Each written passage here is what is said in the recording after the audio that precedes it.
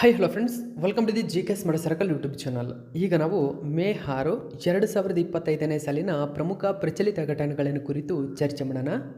ನಿಮಗೆಲ್ಲ ಗೊತ್ತಿರಲಿ, ಪ್ರತಿದಿನ ನಾನು ಕನ್ನಡದ ಪ್ರಜಾವಾಣಿ ಸೇರಿದಂತೆ ಕನ್ನಡದ ಇತರ ಎಲ್ಲ ನ್ಯೂಸ್ ಪೇಪರ್ಗಳು, ಇಂಗ್ಲೀಷ್ನ ದಿ ಹಿಂದೂ ಮತ್ತು PIB ನ್ಯೂಸ್ ಪೇಪರ್ಗಳ ಪ್ರಮುಖ ಪ್ರಚಲಿತ ಘಟನೆಗಳನ್ನು ನಿಮ್ಮ ಮುಂದೆ ತರ್ತಾ ಇರ್ತೀನಿ.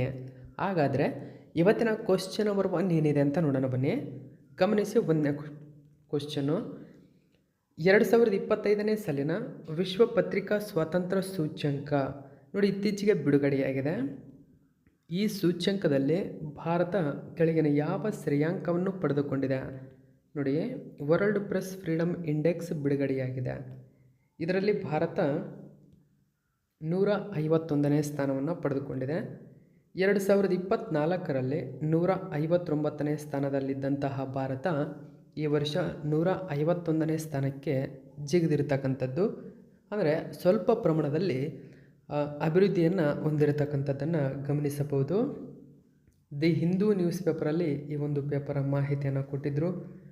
ಸೊ ಏನಿದೆ ಹಾಗಾದರೆ ನೋಡಿ, 2025ರ ವಿಶ್ವ ಪತ್ರಿಕಾ ಸ್ವಾತಂತ್ರ್ಯ ಸೂಚ್ಯಂಕದಲ್ಲಿ ಭಾರತ 151ನೇ ಸ್ಥಾನದಲ್ಲಿದೆ. 2024ರಲ್ಲಿ 159ನೇ ಸ್ಥಾನದಲ್ಲಿದ್ದಂಥ ಭಾರತ ಸ್ವಲ್ಪ ಸುಧಾರಣೆಯನ್ನು ತೋರಿಸಿದೆ. ಭಾರತದಲ್ಲಿ ಪತ್ರಿಕಾ ಸ್ವಾತಂತ್ರ್ಯಕ್ಕೆ ಇರುವ ಗಮನಾರ್ಹ ಬೆದರಿಕೆಗಳನ್ನು ವರದಿಯು ಎತ್ತಿ ತೋರಿಸುತ್ತದೆ.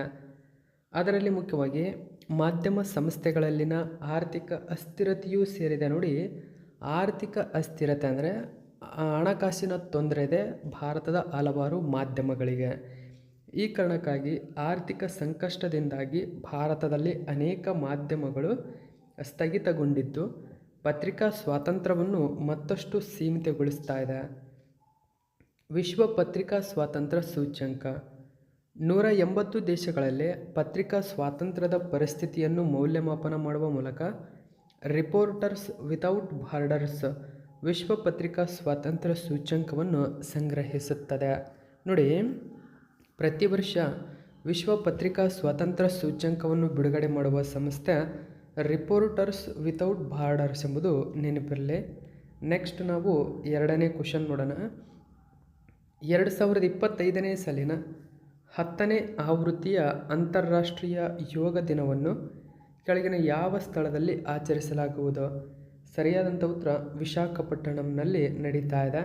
ಸೊ ನಡೆಯಲಿದೆ, ಮೋಸ್ಟ್ ಇಂಪಾರ್ಟೆಂಟ್ ಆಗುತ್ತೆ. ಗಮನಿಸಿ, ನಾವು ಈ ವರ್ಷ 10ನೇ ಆವೃತ್ತಿಯ ಅಂತಾರಾಷ್ಟ್ರೀಯ ಯೋಗ ದಿನವನ್ನಾಗಿ ಆಚರಣೆ ಮಾಡ್ತಾ ಇದ್ದೀವಿ. ಸೊ ಎಲ್ಲಿ ವೇದಿಕೆಯನ್ನು ಸಿದ್ಧಪಡಿಸಲಾಗ್ತಾ ಇದೆ ಅಂತ ಅಂದರೆ ಅದು ವಿಶಾಖಪಟ್ಟಣಂನಲ್ಲಿ ಎಂಬುದು ನೆನಪಿರಬೇಕು. ನೋಡಿ, PM Modi to lead international yoga day in Andhra on June 21 news ಪೇಪರಲ್ಲಿ ಈ ಒಂದು ಮಾಹಿತಿಯನ್ನು ಕೊಟ್ಟಿದ್ದರು. ಇದು 10ನೇ ಆವೃತ್ತಿಯದ್ದಾಗಿದೆ. ಸೊ ಆಂಧ್ರ ಪ್ರದೇಶದ ವಿಶಾಖಪಟ್ಟಣಂನಲ್ಲಿ ಈ ವರ್ಷ ಆಚರಣೆ ಮಾಡಲಾಗ್ತಾ ಇದೆ. ಆಚರಣೆಯು ಮುಖ್ಯವಾಗಿ ಗಮನಿಸಬಹುದು. ವಿಶಾಖಪಟ್ಟಣಂ ಬಗ್ಗೆ ನೋಡೋದಾದರೆ ವಿಶಾಖಪಟ್ಟಣಂನನ್ನು ವೈಜಾಗ್ ಎಂದು ಕರೆಯಲ್ಪಡುತ್ತದೆ. ಇದು ಆಂಧ್ರ ಪ್ರದೇಶದ ಪ್ರಮುಖ ಬಂದರು ನಗರ. ವೈಜಾಗ್ನೇ ವಿಶಾಖಪಟ್ಟಣ, ಇದು ನೆನಪಿರಲಿ. ನೆಕ್ಸ್ಟ್ ನಾವು ಮೂರನೇ ಕ್ವಶನ್ ನೋಡೋಣ. ಇತ್ತೀಚೆಗೆ ಕೆಳಗಿನ ಯಾವ ಸ್ಥಳದಲ್ಲಿ ವಿಶ್ವದ ಮೊಟ್ಟಮೊದಲ ಇಂಧನ ಪ್ರಸರಣ ಉದ್ಯಾನವಾದ ಬಾಬೂಜಿ ವನಮನ್ನು ಉದ್ಘಾಟಿಸಲಾಗಿದೆ? ಗಮನಿಸಬಹುದು, ಫಸ್ಟ್ ಫ್ಯೂಯಲ್ ಟ್ರಾನ್ಸ್ಮಿಷನ್, ಇದು ನೆನ್ಪಿಟ್ಕೋಬೇಕು. ಇದೊಂದು ಇಂಧನ ಪ್ರಸರಣ ಉದ್ಯಾನ ಅಂದರೆ ಇದು world first fuel transmission. So ಅದರ ಹೆಸರೇನು? ಬಾಬೂಜಿ ವನಂ ಅಂತ ಇಟ್ಟಿದ್ದಾರೆ. ಸೊ ಹಾಗಾದರೆ ಈ ಬಾಬೂಜಿ ವನಂ ಎಲ್ಲಿದೆ? ಹೈದರಾಬಾದ್. ನೋಡಿ, ಹೈದರಾಬಾದ್ನಲ್ಲಿ ಈ ಫ್ಯೂಯಲ್ ಟ್ರಾನ್ಸ್ಮಿಷನ್ ಪಾರ್ಕನ್ನು ಉದ್ಘಾಟನೆ ಮಾಡಲಾಗ್ತಾ ಇದೆ. ನೋಡಿ, world's first energy transmission garden, ಇದನ್ನು ನೆನ್ಪಿಟ್ಕೋಬೇಕು. Energy transmission garden. So inaugurated at Kanha Shanti Vanam. ನೋಡಿ, ಹೈದರಾಬಾದ್ನಲ್ಲಿ ಕಂಡುಬರತಕ್ಕಂಥ ಖನ್ನಾ ಶಾಂತಿ ವನಂನಲ್ಲಿ ಈ ಎನರ್ಜಿ ಟ್ರಾನ್ಸ್ಮಿಷನ್ ಗಾರ್ಡನನ್ನು ಉದ್ಘಾಟನೆ ಮಾಡಲಾಗ್ತಾ ಇದೆ. ಸೊ ನೀವು ಇಂಗ್ಲೀಷಲ್ಲಿ ಹಿಂಗೆ ಬರ್ಕೊಳ್ಳಿ. ಸೊ ಕೆಲವೊಂದು ಪೇಪರಲ್ಲಿ ಕೆಲವೊಂದು ಮಾಹಿತಿಯ ಆ ರೀತಿಯಾಗಿ ಇಂಗ್ಲೀಷಲ್ಲಿ ಟ್ರಾನ್ಸ್ಲೇಟ್ ಇದೆ. ಸೊ ಎನರ್ಜಿ ಟ್ರಾನ್ಸ್ಮಿಷನ್ ಗಾರ್ಡನ್, ಇದು ನೆನಪಿರಬೇಕು ನಿಮಗೆ. ಇತ್ತೀಚಿನ ವಿಶ್ವದ ಮೊಟ್ಟ ಮೊದಲ ಗಮನಿಸಿ, ಇಂಧನ ಪ್ರಸರಣ ಉದ್ಯಾನವನವನ್ನು ಬಾಬೂಜಿ ವನಂ ಎಂದು ಹೈದರಾಬಾದ್ನಲ್ಲಿ ಕನ್ನಾ ಶಾಂತಿ ವನಂನಲ್ಲಿ ಉದ್ಘಾಟಿಸಲಾಗಿದೆ. ಬಾಬೂಜಿ ಮಹಾರಾಜ್ರವರ 125ನೇ ಜನ್ಮ ದಿನಾಚರಣೆಯ ಗೌರವಾರ್ಥವಾಗಿ ಬಾಬೂಜಿ ವನಂ ಎಂದು ಹೆಸರಿಸಲಾದ ಶಕ್ತಿ ಪ್ರಸರಣ ಉದ್ಯಾನವನವನ್ನು ಉದ್ಘಾಟಿಸಲಾಯಿತು. ನೆಕ್ಸ್ಟ್ 4ನೇ ಕ್ವಶನ್ ನೋಡಿ. ಭಾರತದ ಕೆಳಗಿನ ಯಾವ ರಾಜ್ಯವು ದೇಶದ ಮೊಟ್ಟ ಮೊದಲ ಹಡಗುಗಳಿಗೆ ಮೀಸಲಾದ ನೀತಿಯನ್ನು ಪರಿಚಯಿಸಿದೆ? ನೋಡಿ, ದೇಶದಲ್ಲೇ ಮೊಟ್ಟ ಮೊದಲ ಬಾರಿಗೆ ಕೆಳಗಿನ ಯಾವ ರಾಜ್ಯವು ಹಡಗುಗಳಿಗೆ ಮೀಸಲಾಗಿರತಕ್ಕಂಥ ನೀತಿಯನ್ನು ಮಾಡಿತು ಅಂತ ಅಂದರೆ ಸರಿಯಾದಂಥ ಉತ್ತರ ಮಹಾರಾಷ್ಟ್ರ. ಆಪ್ಷನ್ ನಂಬರ್ 1 ಸರಿಯಾಗಿದೆ. ಸೊ ಗಮನಿಸ್ಬೋದು, ದ ಇಂಡಿಯನ್ ಎಕ್ಸ್‌ಪ್ರೆಸ್ ಪೇಪರ್ನಲ್ಲಿ ಒಂದು ಮಾಹಿತಿಯನ್ನು ಕೊಟ್ಟಿದ್ದಾರೆ. So Maharashtra becomes the first state to introduce dedicated policy on ship building, repair and recycling. ಶಿಪ್ಗಾಗಿ ವಿಶೇಷವಾಗಿರ್ತಕ್ಕಂಥ ಪಾಲಿಸಿಯನ್ನು ಜಾರಿಗೆ ತಂದಂಥ ಭಾರತದ ಮೊಟ್ಟ ಮೊದಲ ರಾಜ್ಯ ಮಹಾರಾಷ್ಟ್ರ. ನ್ಯೂಸ್ ಪೇಪರಲ್ಲಿ ಒಂದು ಮಾಹಿತಿಯನ್ನು ಕೊಟ್ಟಿದ್ದರು ನೋಡಿ. ಬಂಡವಾಳ ಸಬ್ಸಿಡಿಗಳಾಗಿರ್ಬೋದು, ಕೌಶಲ್ಯ ಅಭಿವೃದ್ಧಿ ನಿಧಿಗಳು ಮತ್ತು ದೀರ್ಘಾವಧಿಯ ಭೂಗುತ್ತಿಗೆಗಳು ಸೇರಿದಂತೆ ವಿವಿಧ ಪ್ರೋತ್ಸಾಹಕಗಳ ಮೂಲಕ 2030ರ ವೇಳೆಗೆ ಈ ವಲಯದಲ್ಲೇ 40,000 ಉದ್ಯೋಗಗಳನ್ನು ಸೃಷ್ಟಿಸುವ ಗುರಿಯನ್ನು ಹೊಂದಿದೆ. ಮಹಾರಾಷ್ಟ್ರದ ಬಗ್ಗೆ ಸ್ವಲ್ಪ ಮಾಹಿತಿಯನ್ನು ತಿಳ್ಕೊಳ್ಳೋಣ. ಇದು ಭಾರತದ ಪಶ್ಚಿಮ ಭಾಗದಲ್ಲಿ ನೆಲೆಗೊಂಡಿರುವ ರಾಜ್ಯವಾಗಿದೆ ಮತ್ತು ಡೆಕ್ಕನ್ ಪ್ರಸ್ಥಭೂಮಿಯ ಗಮನಾರ್ಹ ಭಾಗವನ್ನು ಒಳಗೊಂಡಿದೆ. ಮಹಾರಾಷ್ಟ್ರದ ಅಧಿಕೃತ ಪ್ರಾಣಿ ಭಾರತೀಯ ದೈತ್ಯ ಅಳಿಲು, ಅಧಿಕೃತ ಪಕ್ಷಿ ಹಳದಿ ಪಾದದ ಹಸಿರು ಪಾರಿವಾಳ, ಅಧಿಕೃತ ನೃತ್ಯ ಲಾವಣಿ, ನೆನಪಿರಬೇಕು. ನೆಕ್ಸ್ಟ್ 5ನೇ ಕ್ವಶನ್ ನೋಡೋಣ. ಭಾರತದ ಕೆಳಗಿನ ಯಾವ ರಾಜ್ಯವು ದೇಶದ ಮೊಟ್ಟ ಮೊದಲ AI ಚಾಲಿತ ನೈಜ ಸಮಯದ ಅರಣ್ಯ ಎಚ್ಚರಿಕೆ ವ್ಯವಸ್ಥೆಯನ್ನು ಪ್ರಾರಂಭಿಸಿದೆ? ನೋಡಿ, ದೇಶದಲ್ಲೇ ಮೊಟ್ಟ ಮೊದಲ ಬಾರಿಗೆ ಕೆಳಗಿನ ಯಾವ ರಾಜ್ಯ ಸರ್ಕಾರವು ಆರ್ಟಿಫಿಷಿಯಲ್ ಇಂಟೆಲಿಜೆನ್ಸ್ ಚಾಲಿತ ಅಥವಾ ನೋಡಿ AI ಅಂತ ಕರಿತೇವೆ, ಆರ್ಟಿಫಿಷಿಯಲ್ ಇಂಟೆಲಿಜೆನ್ಸ್ ಅಥವಾ ಕೃತಕ ಬುದ್ಧಿಮತ್ತೆ ಚಾಲಿತ ನೈಜ ಸಮಯದ ಅರಣ್ಯ ಎಚ್ಚರಿಕೆ ವ್ಯವಸ್ಥೆ, ನೋಡಿ first AI poured real time forest warning system ಅಂತ ಕರೀತಾರೆ, ಪ್ರಾರಂಭಿಸಿದೆ. ಸರಿಯಾದಂಥ ಉತ್ತರ ಮಧ್ಯಪ್ರದೇಶ. ಆಪ್ಷನ್ ನಂಬರ್ 1 ಸರಿಯಾಗಿದೆ. ದ ಇಂಡಿಯನ್ ಎಕ್ಸ್‌ಪ್ರೆಸ್ ಪೇಪರ್ನಲ್ಲಿ ಒಂದು ಮಾಹಿತಿಯನ್ನು ಕೊಟ್ಟಿದ್ದರು. ಗಮನಿಸಿ, first time that the state is issuing AI to fight deforestation, ಇದಕ್ಕಾಗಿ ಜಾರಿ ಮಾಡಿದೆ. ಹೆಚ್ಚಿನ ಡೀಟೇಲ್ಸನ್ನು ನೋಡಿ.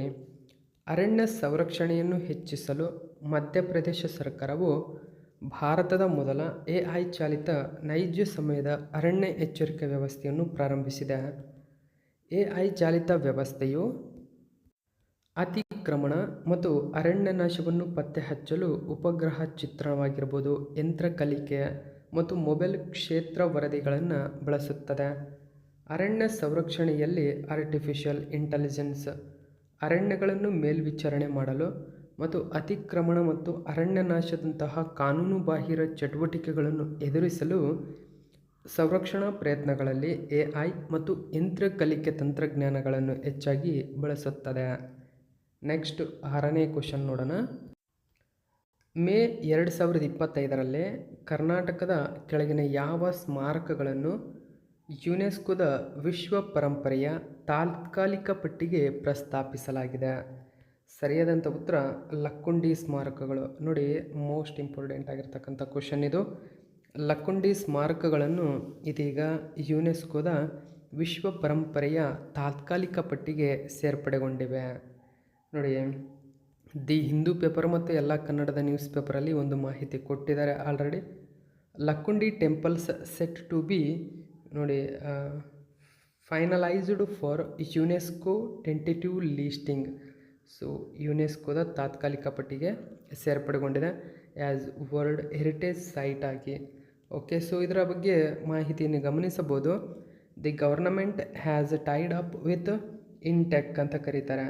ನೋಡಿ, ಕರ್ನಾಟಕ ಸರ್ಕಾರ ಮತ್ತು ಇನ್ಟೆಕ್ ಇವೆರಡರ ಸಹಕಾರದೊಂದಿಗೆ ಸೊ ಇಲ್ಲಿ ಪ್ರಪೋಸಲನ್ನು ಕಳಿಸಿದ್ದು, ಅನುಮೋದನೆಗೆ ಕಳಿಸಿತ್ತು. ಅನುಮೋದನೆ ಇದೀಗ ಅಂಗೀಕಾರಗೊಂಡಿದೆ. ನೆನಪಿರಲಿ, ದಿ ಹಿಂದೂ ಪೇಪರ್ನಲ್ಲಿ ಈ ಒಂದು ಮಾಹಿತಿಯನ್ನು ಕೊಟ್ಟಿದ್ದರು. ಸೊ ಲಕ್ಕುಂಡಿ ದೇವಾಲಯವನ್ನು ನೀವು ಗಮನಿಸಬಹುದು. ಭಾರತದ ಸಾಂಸ್ಕೃತಿಕ ಪರಂಪರೆಗೆ ಮಹತ್ವದ ಬೆಳವಣಿಗೆಯಲ್ಲಿ ಕಲ್ಯಾಣ ಚಾಲುಕ್ಯರ ಅವಧಿಯಲ್ಲೇ ನೋಡಿ, ಕಲ್ಯಾಣ ಚಾಲುಕ್ಯರ ಅವಧಿಯಲ್ಲಿ ಅಂದರೆ 10ರಿಂದ 12ನೇ ಶತಮಾನದ ಒಂದು ಅವಧಿ. ಸೊ ಆ ಅವಧಿಯಲ್ಲಿ ನಿರ್ಮಿಸಲಾದಂತಹ ಕರ್ನಾಟಕದ ಲಕ್ಕುಂಡಿ ಮತ್ತು ಲಕ್ಕುಂಡಿಯ ಅಥವಾ ಗದಗದ ಸುತ್ತಮುತ್ತಲಿನ ಪ್ರದೇಶಗಳೇನಿದ್ದಾವೆ, ಈ ಪ್ರದೇಶಗಳಲ್ಲಿನ ಪ್ರಾಚೀನ ದೇವಾಲಯಗಳು ಮತ್ತು ಸ್ಮಾರಕಗಳನ್ನು ಯುನೆಸ್ಕೋದ ವಿಶ್ವ ಪರಂಪರೆಯ ತಾಣಗಳ ತಾತ್ಕಾಲಿಕ ಪಟ್ಟಿಯಲ್ಲಿ ಸೇರಿಸಲು ಅಂತಿಮಗೊಳಿಸಲಾಗುತ್ತದೆ. ನೋಡಿ, ಇಲ್ಲಿ ಲಕ್ಕುಂಡಿ ಒಂದೇ ಅಲ್ಲ, ಲಕ್ಕುಂಡಿಯ ಸುತ್ತಮುತ್ತಲಿನ ಸ್ಮಾರಕಗಳನ್ನು ಇದೀಗ ತಾತ್ಕಾಲಿಕ ಪಟ್ಟಿಗೆ ಸೇರ್ಪಡೆಗೊಳಿಸಲಾಗಿದೆ. ಪ್ರಸ್ತಾವನೆಯಲ್ಲಿ ಏನೇನಿದೆ ಹಾಗಾದರೆ ನೋಡಿ, ಲಕ್ಕುಂಡಿಯಲ್ಲಿ ಯಾವ್ಯಾವ ಸ್ಮಾರಕಗಳಿದ್ದಾವೆ? ಕಾಶಿ ವಿಶ್ವೇಶ್ವರ ಟೆಂಪಲ್ ಇದೆ, ಮಾಣಿಕೇಶ್ವರ ಇದೆ, ನನ್ನೇಶ್ವರ ಇದೆ, ಬ್ರಹ್ಮಜಿನಾಲಯ. ಓಕೆ, 1700 CE ಅವಧಿಯಲ್ಲಿ ಕ್ರಿಸ್ತಶಕ 1007ರಲ್ಲಿ ಸ್ಥಾಪನೆಯಾಗಿದೆ. ಮತ್ತು ಮುಸುಕಿನ ಬಾವಿ ಇದೆ, ಇದು ಮೋಸ್ಟ್ ಇಂಪಾರ್ಟೆಂಟು. ಹಾಗಾದರೆ ಈ ಲಕ್ಕುಂಡಿಯ ದೇವಾಲಯದ ಸುತ್ತಮುತ್ತಲಿನ ದೇವಸ್ಥಾನಗಳು ಯಾವ್ಯಾವು ಅಂದರೆ, ದೊಡ್ಡ ಬಸಪ್ಪ ಒಂದು ದೇವಸ್ಥಾನ ಇದೆ, ಜಪ ಬಾವಿ ಇದೆ ಇಲ್ಲಿ. ಓಕೆ, ಡಂಬೇಲು. ಇನ್ನು ತ್ರಿಕುಟೇಶ್ವರ ದೇವಾಲಯ ಗದಗ, ಮಹಾದೇವ ದೇವಾಲಯ ಇಟಗಿ, ಶ್ರೀ ಮಲ್ಲಿಕಾರ್ಜುನ ದೇವಾಲಯ ಕುರುವತ್ತಿ, ಸೋಮೇಶ್ವರ ದೇವಾಲಯ ಲಕ್ಷ್ಮೀಶ್ವರ, ತಾರಕೇಶ್ವರ ದೇವಾಲಯ ಹಂಗಲ್. ಇಲ್ಲಿ ಸುತ್ತಮುತ್ತಲಿನ ಪ್ಲೇಸ್ಗಳಿವು. ಈ ಸ್ಮಾರಕಗಳ ಮುಖ್ಯವಾಗಿ ನಾಗರ, ದ್ರಾವಿಡ, ಭೂಮಿಜ ವಾಸ್ತುಶಿಲ್ಪ ಶೈಲಿಗಳ ಮಿಶ್ರಣವನ್ನು ಪ್ರದರ್ಶಿಸುತ್ತವೆ. ಇವುಗಳನ್ನು ವೇಸರ ಶೈಲಿಯಲ್ಲಿ ಸಂಯೋಜಿಸಲಾಗಿದೆ. ತುಂಬಾ ಇಂಪಾರ್ಟೆಂಟ್ ಆಗುತ್ತೆ. ವೇಸರ ಶೈಲಿಯಲ್ಲಿ ಸಂಯೋಜಿಸಲಾಗಿದೆ. ವೇಸರ ಶೈಲಿ ಅಂದರೆ ನಾಗರ, ದ್ರಾವಿಡ, ಭೂಮಿಜ ವಾಸ್ತುಶಿಲ್ಪ ಶೈಲಿಗಳ ಒಂದು ಮಿಶ್ರಣ. ಇನ್ನು ಯುನೆಸ್ಕೋದ ತಾತ್ಕಾಲಿಕ ಪಟ್ಟಿ ಅಂದರೆ ವಿಶ್ವ ಪರಂಪರೆಯ ಪಟ್ಟಿಯಲ್ಲಿ ಸೇರ್ಪಡೆಗಾಗಿ ಒಂದು ತಾಣವನ್ನು ನಾಮನಿರ್ದೇಶನ ಮಾಡುವ ಪ್ರಕ್ರಿಯೆಯಾಗಿದೆ. ಸೊ ಅದರ ಮೊದಲ ಹೆಜ್ಜೆ ಇದು. ಟೆಂಟೇಟಿವ್ ಲೀಸ್ಟ್ ಎಂಬುದು ಒಂದು ಮೊದಲ ಹೆಜ್ಜೆ. ಇದು ಮಾನವೀಯತೆಗೆ ಅತ್ಯುತ್ತಮ ಮೌಲ್ಯದ ಸಾಂಸ್ಕೃತಿಕ ಮತ್ತು ನೈಸರ್ಗಿಕ ಪರಂಪರೆಯನ್ನು ಗುರುತಿಸುತ್ತದೆ. ನೆಕ್ಸ್ಟ್ 7ನೇ ಕ್ವಶನ್ ನೋಡಿ. 2025ರ ಮೇನಲ್ಲಿ ಗೆದ್ದ ನಂತರ ಆಸ್ಟ್ರೇಲಿಯಾದ ಪ್ರಧಾನಮಂತ್ರಿಯಾಗಿ ಸತತ 2ನೇ ಅವಧಿಗೆ ಕೆಳಗಿನ ಯಾವ ವ್ಯಕ್ತಿ ಪುನಃ ಆಯ್ಕೆಯಾಗಿದ್ದಾರೆ? ಸರಿಯಾದಂಥ ಉತ್ತರ Anthony Albanese. Okay, option number 4 ಸರಿಯಾಗಿದೆ. Australia PM Anthony Albanese wins second 3-year term. Okay, second 3-year term ಮತ್ತೆ ಆಯ್ಕೆಯಾಗಿದ್ದಾರೆ. ನೋಡಿ, ಇದಕ್ಕೆ ಭಾರತದ ಪ್ರಧಾನಿ ನರೇಂದ್ರ ಮೋದಿಯವರು ಕೂಡ ಒಂದು ಅಭಿನಂದನೆ ಸಲ್ಲಿಸಿದ್ದಾರೆ.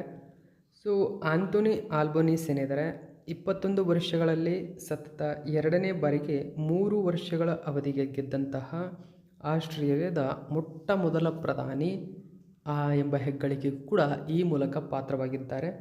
ನೆನಪಿರಲಿ. ನೆಕ್ಸ್ಟ್ 8ನೇ ಕ್ವಶನ್ ನೋಡಿ. ಇತ್ತೀಚೆಗೆ ಭಾರತವು ಕೆಳಗಿನ ಯಾವ ದೇಶದೊಂದಿಗೆ 250 ಕೋಟಿ ರು ಮೌಲ್ಯದ ಇಗ್ಲಾ-ಎಸ್ ವಾಯು ರಕ್ಷಣಾ ಕ್ಷಿಪಣಿ ಖರೀದಿಸಲು ಒಪ್ಪಂದಕ್ಕೆ ಸಹಿ ಮಾಡಿದೆ? ನೋಡಿ, ಇಗ್ಲಾ-ಎಸ್. ಓಕೆ, ಏನಿದು ಇಗ್ಲಾ-ಎಸ್? ಎಲ್ಲ ಡೀಟೇಲ್ಸನ್ನು ನೋಡೋಣ. ರಷ್ಯಾ, ಇದು ನೆನಪಿರಲಿ. ಆಪ್ಷನ್ ನಂಬರ್ 2 ಸರಿಯಾಗಿದೆ. ರಷ್ಯಾದೊಂದಿಗೆ ಭಾರತಕ್ಕೆ ರಷ್ಯಾದಿಂದ 250 ಕೋಟಿ ರು ಇಗ್ಲಾ ಕ್ಷಿಪಣಿ ಬರ್ತಾ ಇದೆ. ಹಾಗಾದರೆ ಏನಿದು ಇಗ್ಲಾ? ಓಕೆ ನೋಡಿ,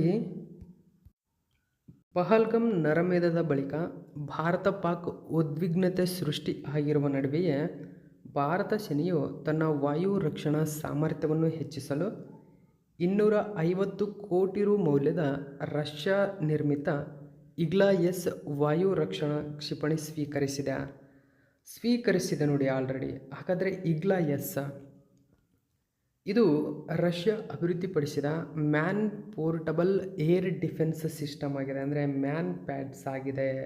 ಗಮನಿಸಬಹುದು. Man portable air defence system ಅಂದರೆ ಒಬ್ಬ ವ್ಯಕ್ತಿ ಆರಾಮವಾಗಿ ಹೆಗಲ ಮೇಲೆ ಆಗಿರ್ಬೋದು, ಸೊಂಟದ ಕೆಳಗಡೆ ಇಟ್ಕೊಳ್ಳೋದು ಅಥವಾ ಬ್ಯಾಗ್ ಹಿಂದೆ ಹಾಕಿಕೊಂಡು ಸರಾಗವಾಗಿ ಬಲ್ಲಾದಂಥ ಒಂದು ಪೋರ್ಟಬಲ್ ಡಿಫೆನ್ಸ್ ಸಿಸ್ಟಮ್ ಆಗಿದೆ ಇದು. ಮ್ಯಾನ್ ಪೋರ್ಟಬಲ್ ಅಂದರೆ ಒಂದೇ ಕೈಯಲ್ಲೇ ಆತ ಎತ್ತಿಕೊಂಡು ಹೋಗಬಹುದು, ಅಂದರೆ ಭಾರ ಇಲ್ಲದ್ದು ಎಂಬುದನ್ನು ಗಮನಿಸಬೇಕು. ಇದು ಕೈಯಲ್ಲಿ ಹಿಡಿಯುವ ರಕ್ಷಣಾ ವ್ಯವಸ್ಥೆಯಾಗಿದ್ದು ಒಬ್ಬ ವ್ಯಕ್ತಿ ಅಥವಾ ಸಿಬ್ಬಂದಿ ಇದನ್ನು ನಿರ್ವಹಿಸಬಹುದು. ಇದು ಕಡಿಮೆ ಹಾರುವ ವಿಮಾನಗಳನ್ನು ಹೊಡೆದುರುಳಿಸಲು ವಿನ್ಯಾಸಗೊಳಿಸಲಾಗಿದೆ ಮತ್ತು ಕ್ರೂಸ್ ಕ್ಷಿಪಣಿಗಳು ಮತ್ತು ಡ್ರೋನ್ಗಳಂತಹ ವಾಯು ಗುರಿಗಳನ್ನು ಗುರುತಿಸಿ ತಟಸ್ಥಗೊಳಿಸಬಹುದಾಗಿದೆ. ಕೇವಲ 10.8 ಕಿಲೋಗ್ರಾಂಗಳಷ್ಟು ಮತ್ತು 18 ಕಿಲೋಗ್ರಾಂಗಳಷ್ಟು ಸಂಪೂರ್ಣ ವ್ಯವಸ್ಥೆ ತೂಕವಿರುವ ಇದು ಗಮನಾರ್ಹವಾದ ಯುದ್ಧ ಭೂಮಿ ಚಲನಶೀಲತೆಯನ್ನು ನೀಡುತ್ತದೆ. ಸೊ ಮೋಸ್ಟ್ ಇಂಪಾರ್ಟೆಂಟ್ ಅಂದರೆ ಇದು 6 ಕಿಲೋಮೀಟರ್ ದೂರದವರೆಗೆ ಮತ್ತು 3.5 ಕಿಲೋಮೀಟರ್ ಎತ್ತರದಲ್ಲಿರುವ ಗುರಿಗಳನ್ನು ಗುರಿಯಾಗಿಸುವ ಸಾಮರ್ಥ್ಯವನ್ನು ಹೊಂದಿದೆ. ಸೊ ಇದನ್ನು ಗಮನಿಸಬೇಕು. ಇದು 6 ಕಿಲೋಮೀಟರ್ ದೂರದವರೆಗೆ ಚಲಿಸಬಲ್ಲದಂತಹ ಒಂದು ಸಾಮರ್ಥ್ಯವನ್ನು ಹೊಂದಿದೆ.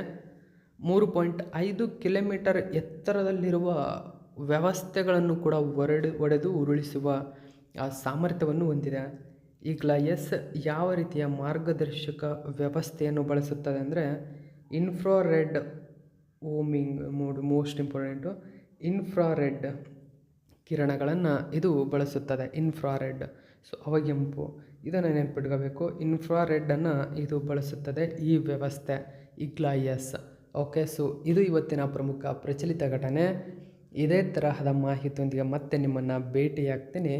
Thank you so much for watching my video friends.